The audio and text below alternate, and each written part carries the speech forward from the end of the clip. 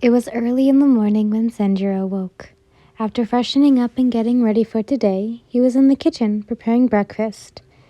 As the eggs and bacon cooked, the young boy couldn't help but smile, watching the morning sunrise. It was even more beautiful in the autumn as it mixed with the red, greens, and yellows of the trees. Once finished, the young Rengoku placed a plate onto the table, along with a bowl of rice. "Father, breakfast is ready," he called out and said no more, knowing the elder Rengoku would eventually awaken soon enough to eat.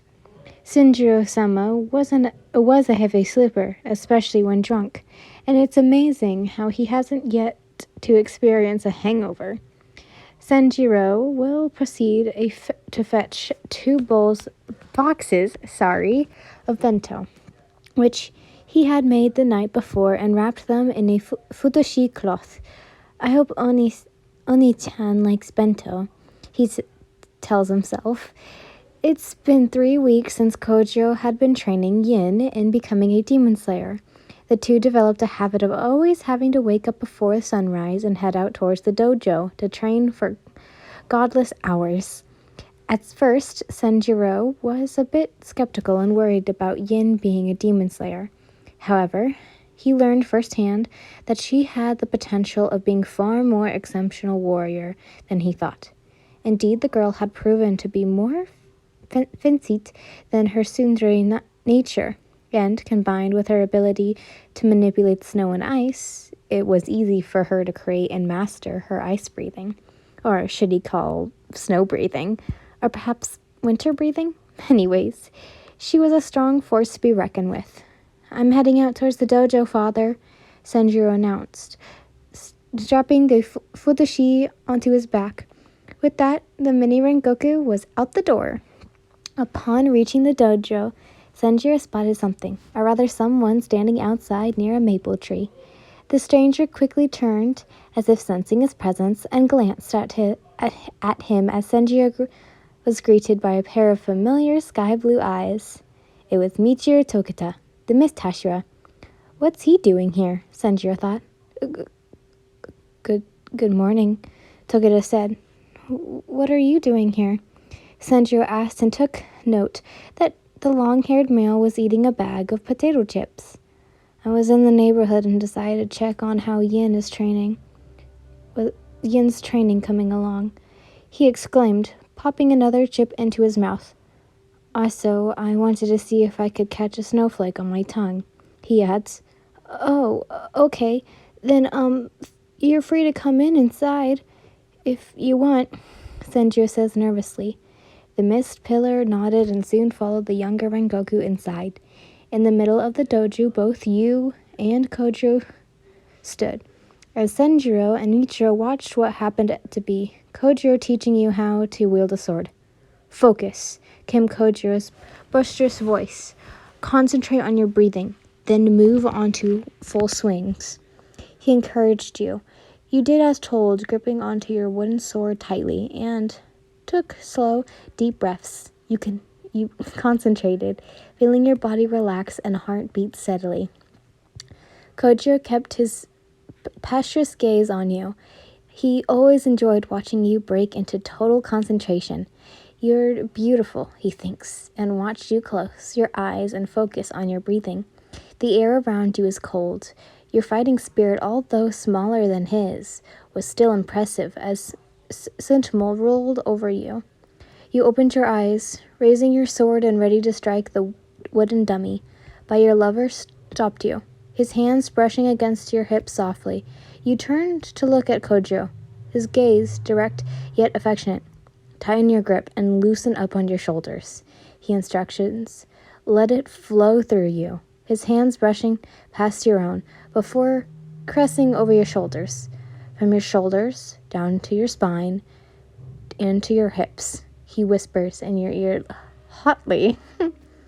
Both unaware that you had a young audience as his hand grips your hip, squeezing it sensibly. You blush slightly, but didn't, as told, as you tried to ignore his sexual touches. "Kojo, let's go. You go." Just as you roughly brought your sword down and struck the dummy. However, you stunned slightly in your stance at the impact, causing you to almost fall back. That simply won't do, my love, came the disappointed tone of Kojiro. I'm trying my best, Ko. It's my first time wielding a sword, you say. Just because they're wooden doesn't mean you have to swing it like a stick, Kojiro sighs. Sorry, Ko. I guess I'm so used to using my my abilities and keeping my distance. You pouted. That's understandable. Still, you need to learn how to fight with a weapon along with your abilities and snow breathing technique, Kojiro says, before noticing he had guests. Oh, hey, Senjiro. I didn't hear you come in, he greeted happily. Sorry to interrupt, Oni-chan. I brought you and Oni-chan something to eat, Senjiro says, sitting the futashi down onto a nearby coffee table. Thanks, Otoo, the flame Hashira says and nodded at notice the Miss Pillar. Sorry, I'm messing up today. Hey, Tokito-kun. What brings you here? He asks his fellow pillar. I wanted to see fireworks and snowflakes fly, the young Hashira says, nonchalantly. His plain-spoke remark caused Kojiro to laugh. Typical Michiro. Well, me and my beloved are sort of at a standstill at the moment, but make yourself comfortable, he says. Michiro nodded and took a seat on one of the Sabato pillows. Zenitsu as well decided to stay and observe as he took a seat next to Michiro. Want a potato chip? The young Hashira asked, holding the bag of chips towards the young Rengoku. Oh, thank you, Togita-san. He smiled, taking the chip and eating it. Now back to you and Kojiro. It was no use. It was obviously you were no good with a sword, but you didn't want to give up. You'd come so far these past weeks and was making a great progress this far. If only there was something else you could wield that had the qualities of both a stick and a katana. You were about to tell Kojiro to call it quits when something long and made of wood sickles crossed your floor, lightly pausing against the side of the left thigh. You immediately glanced at it, only to find long wooden staff. Then, if it's distance you prefer, how's about I teach you how to wield... I don't want to say this because it's really close to the N word, and I'm white. Instead, we're just going to say long... What is it called? Spear. We're going to call it a spear, because that's basically what it is. Instead, Kojiro suggested as you looked up at him in awe. A spear? As in those wooden and metal poles with a curved single-edged blade on the end? The iconic weapon of the Onibushi, a noble female warrior? You were speechless.